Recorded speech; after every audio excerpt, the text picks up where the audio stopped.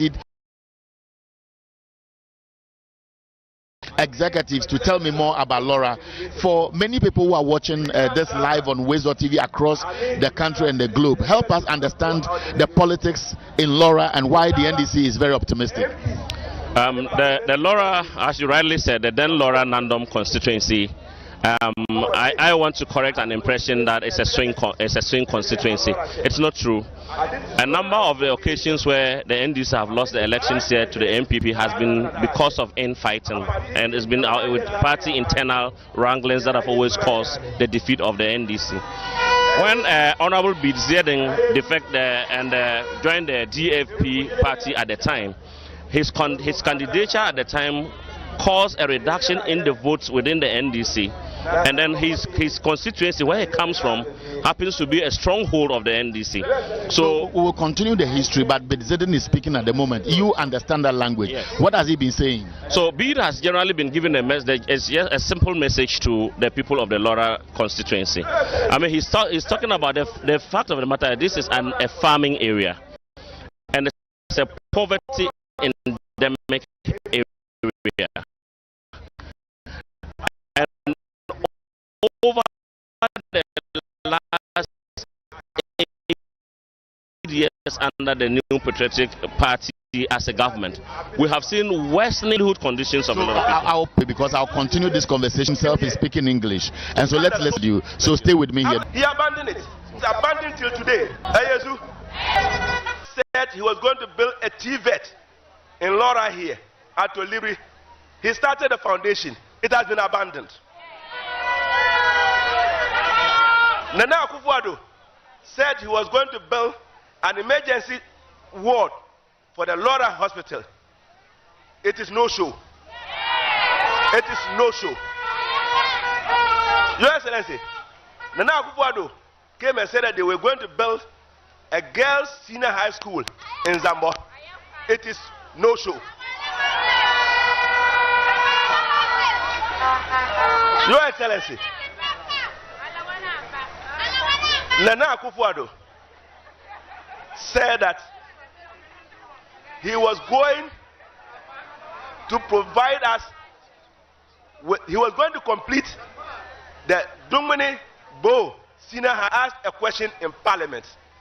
The Minister of Education ran around it and never came to answer the question. He never came to answer the question. Ayezu, Your Excellency, this is the record of performance of the MPP in the Laura constituency. So I can assure you that MPP has no place in Laura constituency. Absolutely no place. Your Excellency, I can tell you a few things that I have done. I've done many things. In fact, my achievements number up to 105. And the first one, Your Excellency, is my support to students in tertiary institutions.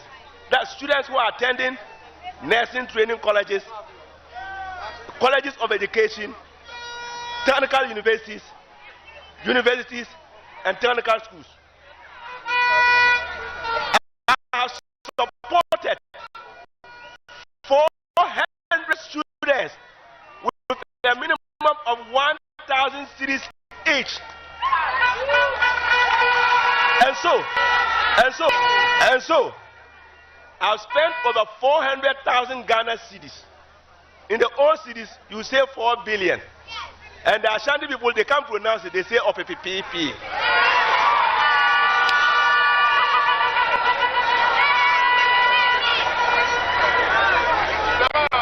That's what I've spent on education. Let me go to health a little. Health. I, Member of Parliament, I repaired the Laura Hospital X-ray machine when it broke down for 1 year.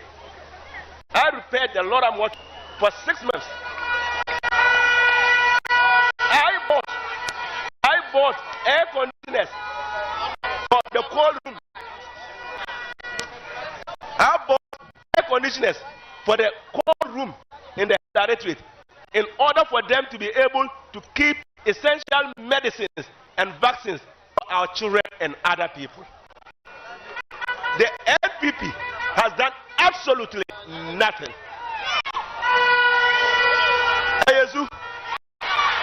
I rehabilitated the Nanyari Chips compound for the Nanyari people. I brought water to Dungmani Health Center. I brought water to Ermo Health Center. Yeah. So, that's what I have done. I thought that I should give His Excellency a bit of taste of what I have done. But fortunately for me, I have got a record of the things that I have done. It is here. Anybody who wants to challenge it, he can come for it. The things that I have done, it is here. The students that I have supported, it is here. So if you want to challenge it, come and then look at it, and if you like, you can verify.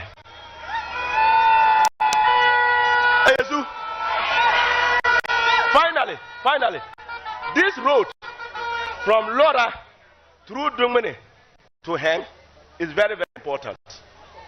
Your Excellency, you were the one through the Minister of Roads and Highways, Al-Haji Inusa Husseini, who got this road after I lobbied him. He got this road awarded on contract. And when we lost the 2016 elections and the NPP came, Honorable Anthony Cabo was appointed Deputy Minister for Roads. He went to the ministry and terminated the job. He terminated the job. Your Excellency, when the good people of Lora elected me in 2020, I went to Parliament. I lobbied and got the road re-awarded. And the work is going on. Your Excellency, the contractor for the road is Bunas Company. He is sitting by you. He is the contractor for the road. Yes. So, Your Excellency,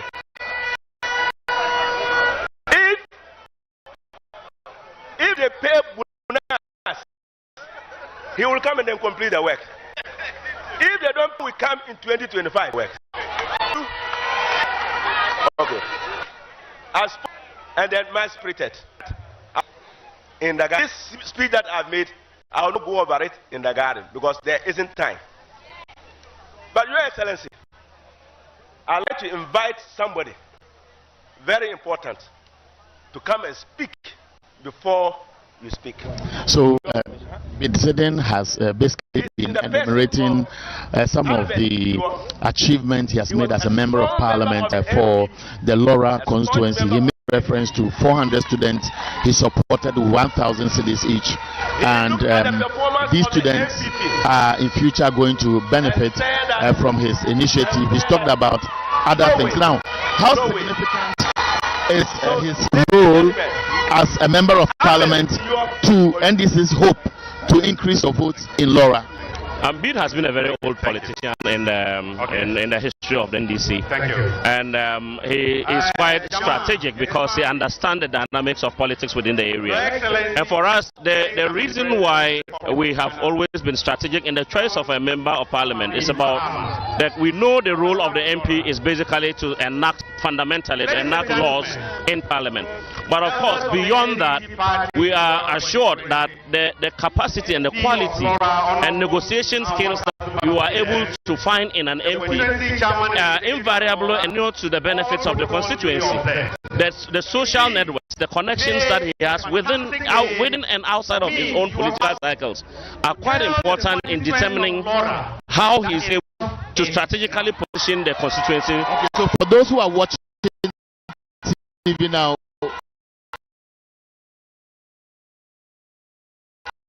can you tell us who he is and what we'll listen to him after that? Albert Dio has been a very strong member of the New Patriotic Party from the constituency level, regional level. completely own party because Listen to him now, and then we'll come back. Today, oil of declare and decree that never again will the MPP in Laura have a feel of the seat of Laura's seat in the Parliament of Ghana. Never again. Indeed, this decree and declaration I am making is based on a condition.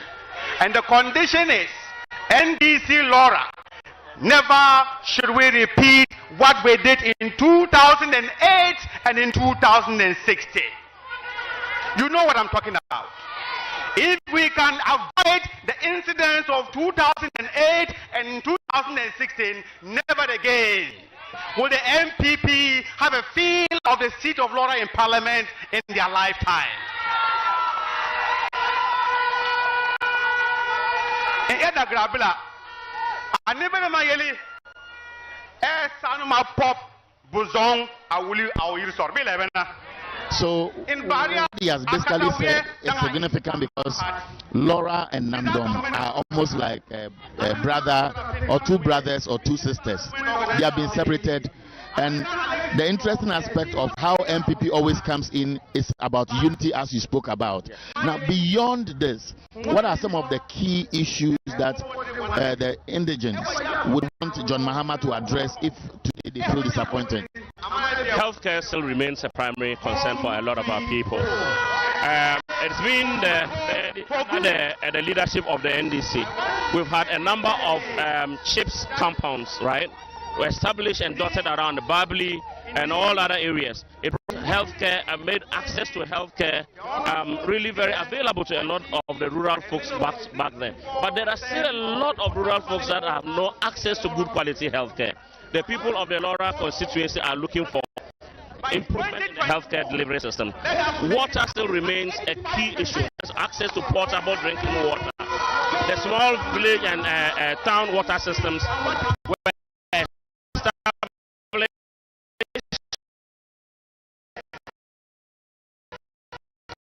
But I'm telling you that a lot of the people within the constituency still do not have access to portable drinking water. That very fortified because we meant come back and Laura better. Execute the Ghana we all want. On that beautiful note, I want to call on the constituents of Laura. Laura itself, Zambo, Babli Brifo, Ermon. Those of you who are in the MPP, you know me. I call on you on the 7th of December. When you get the ballot, remember John Mani Mahama and remember Beat and Water for Zedeg. Thank you very much, and thank you very much. And so this is a key influential member of the MPP who defected and has now come back to the NDC. Yeah. Does it suggest that because of his influence, as many MPP members are likely to follow? That is highly, especially area, and the Ermong area happens to be one of the strongholds.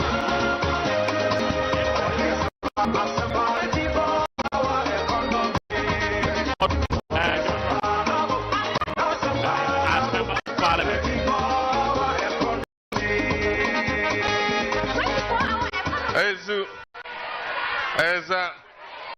Ezu, thank you very much. Thank you.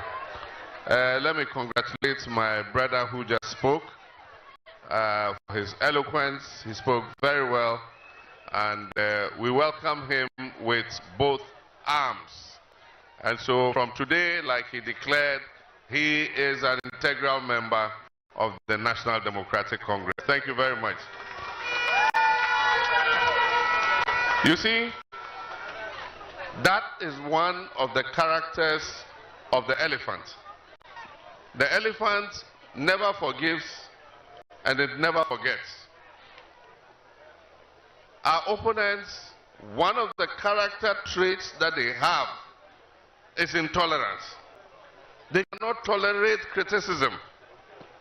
If you are a part of them and you just open your mouth and criticize, they'll come down on you like a ton of bricks.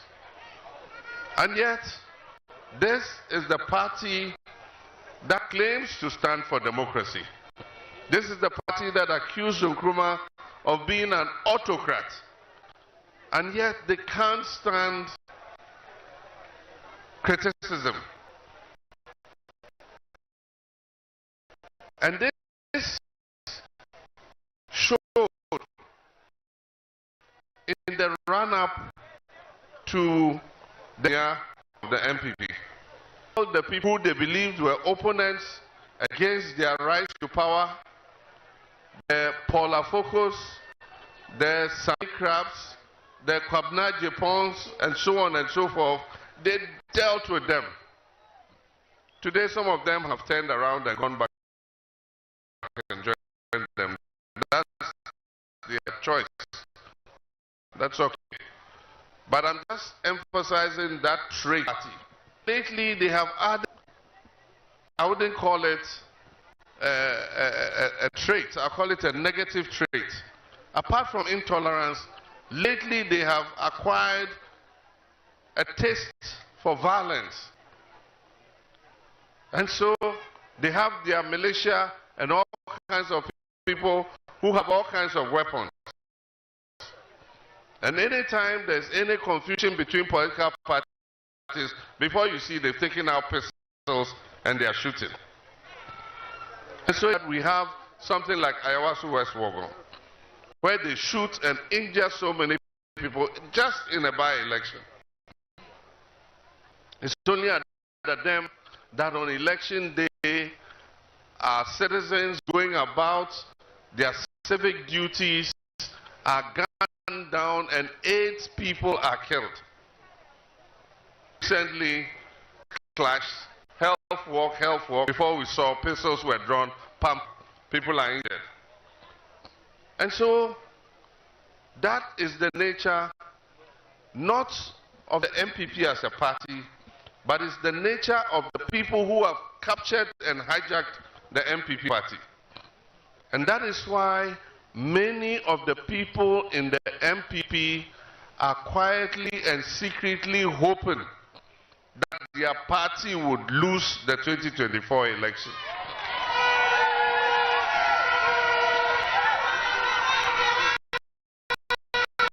Many people who are my friends and I know are come quietly to me and tell me, President Mahama, do your best. You must make our party lose so that we'll go into opposition, go and sort ourselves out, and then later we'll come back and try again for an election. And so I call on those who are MPP who are not happy with what is going on, because the opportunities of this country have been open to just a few people. NDC is a social democratic party.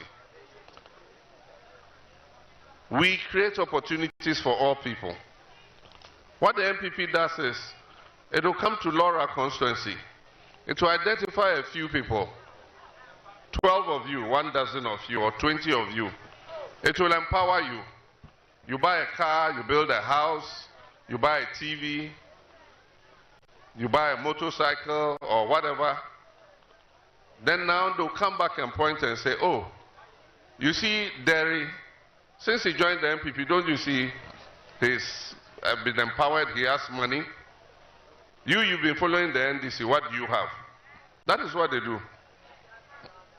But they forget that the electricity that he has connected to the house, that the MPP have helped him build, it is NDC that brought that electricity.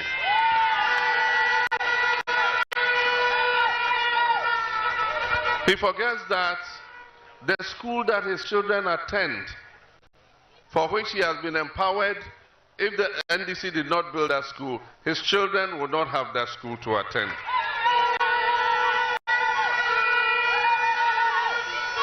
He forgets that when he opens the tap in his house in the morning to bath, if NDC had not done that small town water system, he would not have water in his house.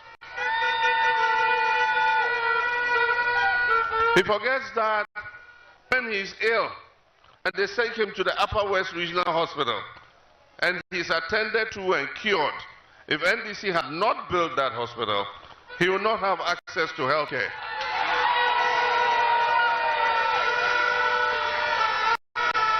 And so, for us, it is not about picking and choosing a few people and empowering them. For NDC, it is about investing in the people and investing in their development. It is about putting things in the community that will benefit this generation, benefit our children, benefit our grandchildren. Because if you build a school, you will attend the school.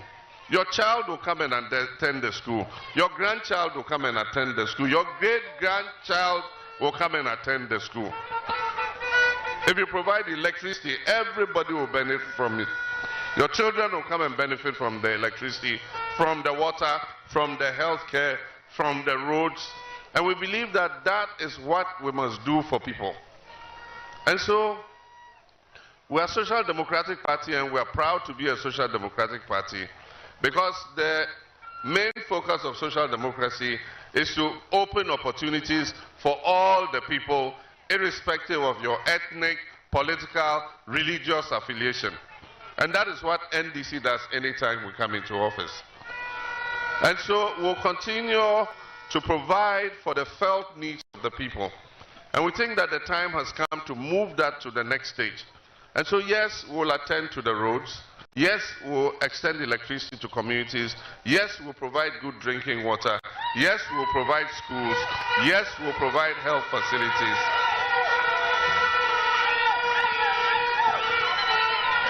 But now the new dimension that the NDC has to occupy itself with is providing livelihoods for our people and providing employment for our young people, providing opportunities for our young people.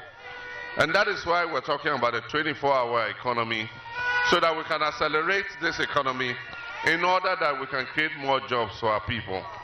There are many other things that we want to do to empower our people. The Women's Development Bank to provide credit for 200,000 women a year, 1 million women in 5 years.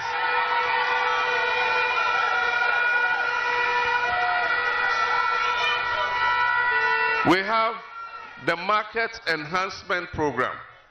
In every community where we find there's a significant gathering of people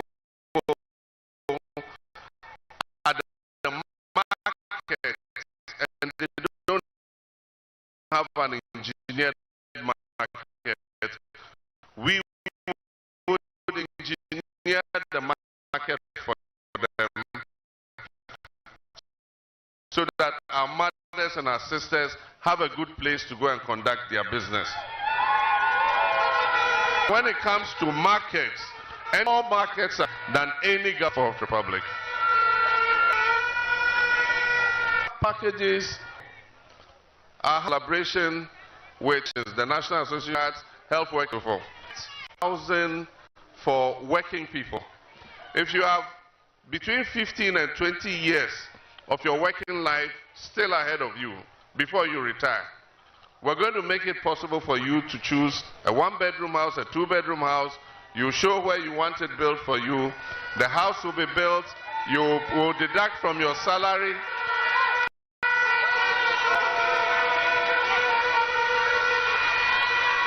We'll deduct from your salary over the 20 years. The house is going to be designated in cedis, not dollars. And so we'll deduct from your salary over the 15, 20 years. By the time you retire, you don't have to go to your grandfather's house and go and quarrel with your relatives about which was your grandmother's room and they should pack out for you to come there. You have your own house to go with your keys to go and stay.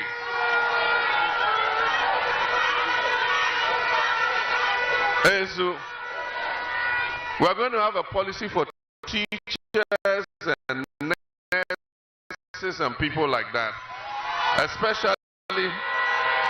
Yeah. My children are here.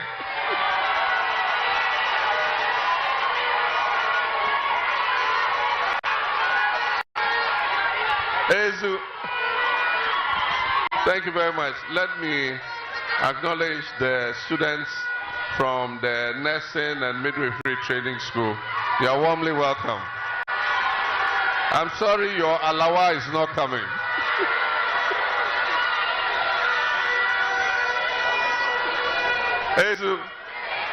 And that is why I say one of the basic principles of leadership is honesty. And that is why I was being honest. I told my daughters and my children in nursing training and teachers training, I said, look, I want to focus and expand the health system so that I can give you automatic posting as you are coming out of school.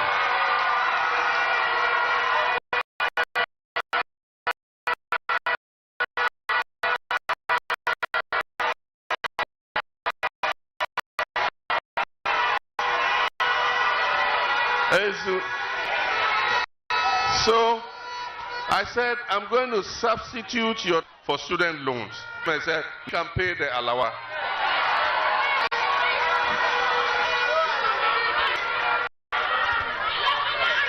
But recently, he went for a youth connect or something, and a little girl asked about your alawa, and he ordered the minister to pay. So we assume that you have been paid your alawa.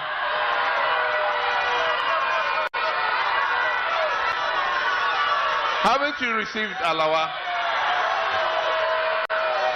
They said no. Okay. We are here in Laura. I want to send a message to Nana Akufo-Addo and Dr. Baumia. I have my little daughters and sons here in the nursing training college. They say the alawa you promised them, it hasn't come.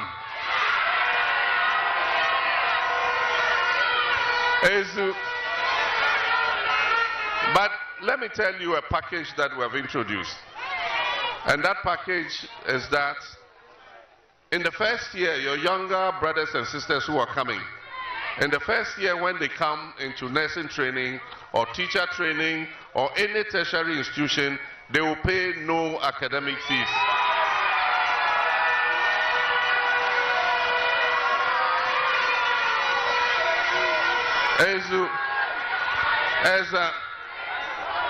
And I can assure you, we are not going to be that government that waits for 4 years, and when it is getting to elections, we declare the employment portal open. Every year we'll recruit you, every year we'll recruit nurses, every year we'll recruit doctors and teachers.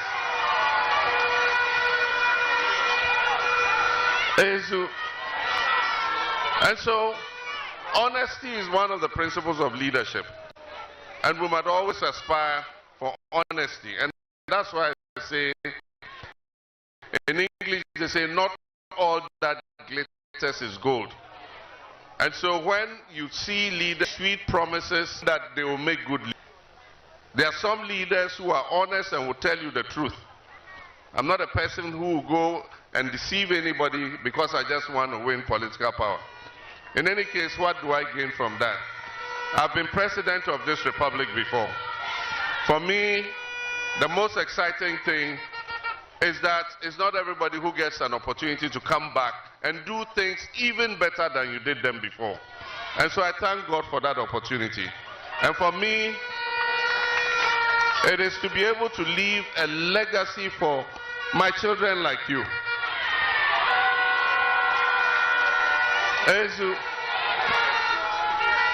Because my sons and my daughter Farida are about the same age as you.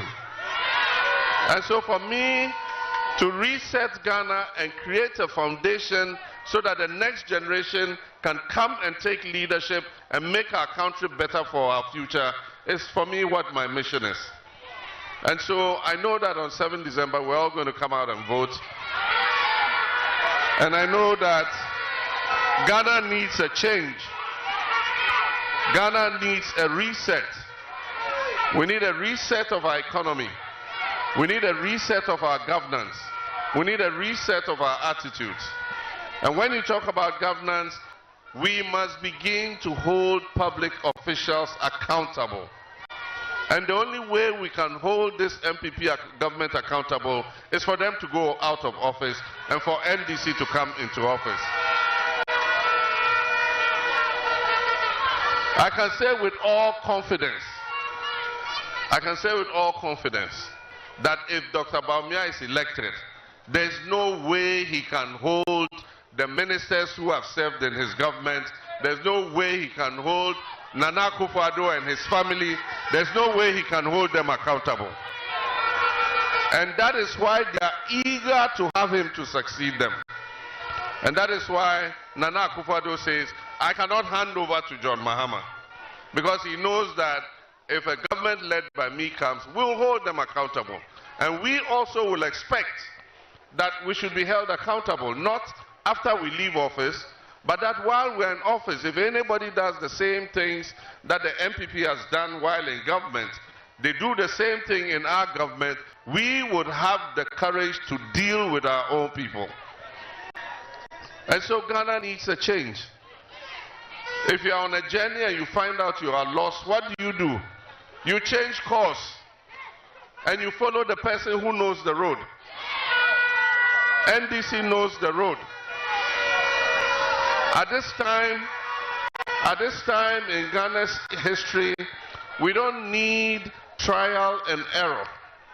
We don't need experimentation. We need experienced hands, capable hands, to lift Ghana and put it back on its feet. And I can say without equivocation that if you want one person in this country who has had the experience of every level to use that experience and put it at the disposal of the Ghanaian people in order to recover our country and put it back on its feet, then that person is John Dramani Mahama standing here.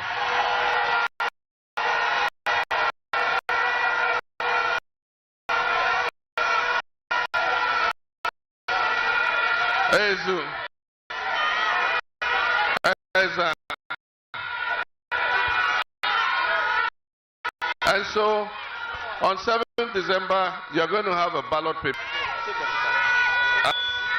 NDC is at number. Don't worry about the number 8. We just got the number 8, and we're keeping it so that nobody will get it to break it. The number 8 is in our possession, so those who say they want to break the 8, the number 8 is with us. They don't have it to break. So all we need you to do is for the umbrella, to just look out for the umbrella. I'm going to call one of us to come. Now listen to the question. Listen carefully. Just point at the umbrella symbol. Let me see. Exactly. Correct for 5 points. Well done, well done. Come. That answer deserves 50 Ghana cedis.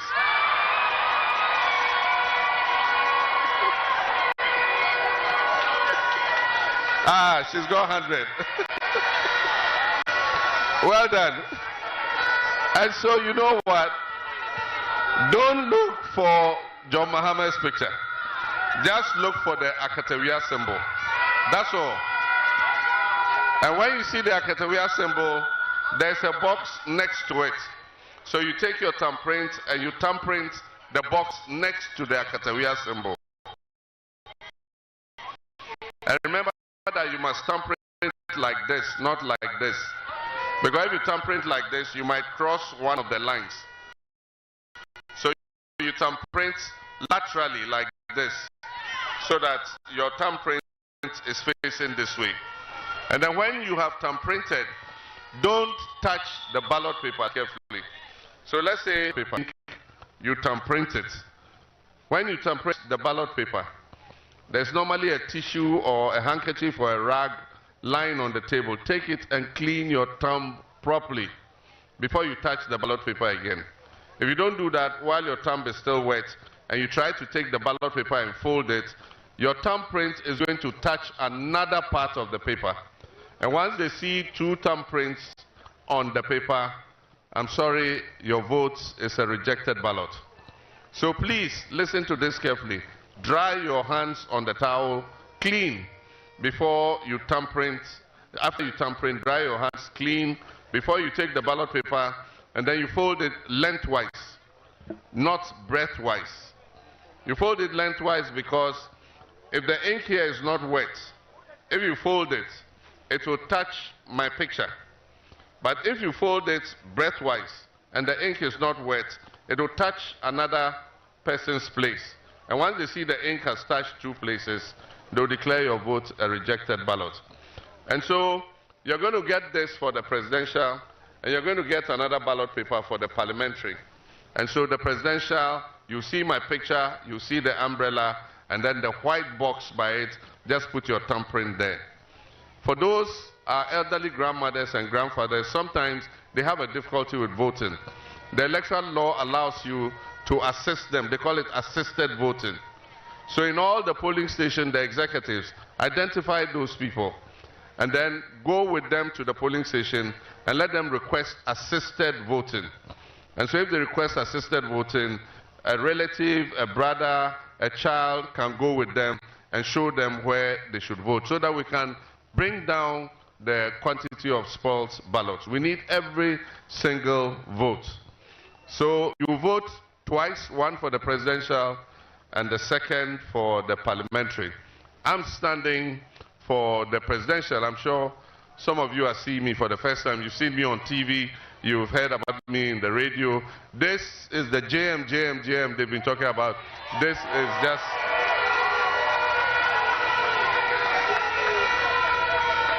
the JM you have been hearing, that's all. There's nothing mysterious about me. And so I'm happy to see all of you. So when you vote for JM, remember to vote for his member of parliament. Because for the things that we need to do for you, we need a healthy majority in parliament. And so we need as many NDC MPs as possible in parliament. And so when you vote for me, you vote for our parliamentary candidate. I'm going to raise his hand so that you all know that he is the accepted parliamentary candidate for this constituency. I want to who stood with him in the primaries, Samson and all of them. I want to thank them very much for all coming together and working to retain the seats. I can assure Samson and all of them, there's a lot of work to do when we come. And so it's not only the parliamentary candidature that is important. There are many other things for which we need our people who have skill to help us. So when you vote for JM, you vote for lawyer Bid Ziding.